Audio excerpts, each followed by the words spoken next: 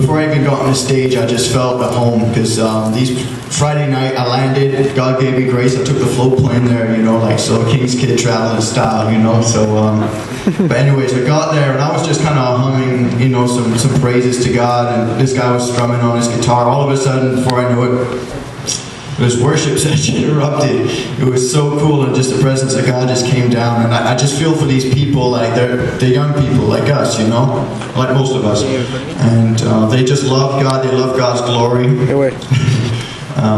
Just so passionate for His presence and hungry for Him, and you could go all over the world and not quite fit in. There's always that one church that you fit in, and there's nothing against the rest of them, but there's just one church that you know you belong in. It's like your tribe, it's like your family, it's like your clan, it's like your people, you know, and I believe God's called me to there, because He's been dropping some hints, and then officially I heard His voice.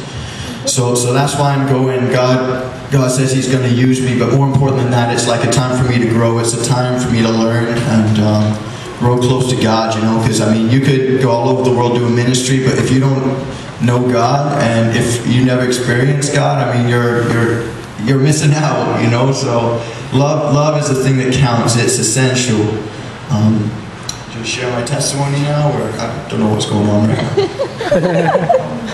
Do whatever you want. I get the thumbs up. I think I can't see it through the light. 3 minutes, great. Okay. So this is my testimony, where I came from. What you're looking at is a sinner that is saved by grace. I was a complete wretch. People see me as passionate and free in God's presence. It's because I know what slavery and bondage is, and I was under it, you know.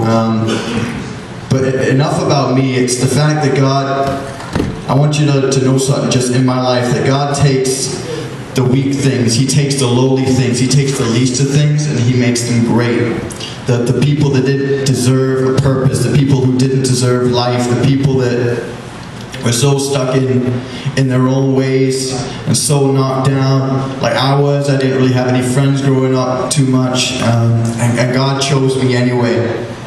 And He takes the people that don't deserve it, the people who don't even deserve to exist, and He gives them like a high purpose, and He gives them such a great name, and that's just the character of God. I was stuck in the whole drinking thing, the drugs thing, like you guys know that. But internally I didn't realize I was searching for something that God had placed in each and every one of us, and that's a hunger for His presence. See, drinking and drugs, it's an imitation of what God's presence is like, and if you have or haven't tried it, for people who have done drugs, you know what I'm talking about. Like that high you get, that joy you feel. Drinking probably more common. Like when you drink, you get joy, you get that buzz, you feel good. But you know, that's really what the presence of God is. But the presence of God doesn't burn a hole in your wallet. The presence of God doesn't crash you down in a hangover or a burnout. The presence of God doesn't damage the people and relationships around you. It builds them up, it blesses. And I found, I can't really say the key, but I found the hope, that Christ is the hope, and His presence is the greatest thing ever, and I long for it every day. I long for more of Him in my life, to have a relationship with the Almighty God, and I'm so privileged to be saved. But Christ was done for me, but I think that's all I got to say on that. Yeah. I've got a couple tracks up. This is not a sit down and chill thing, so I need you guys to stand up and move as close to me as you possibly can, please.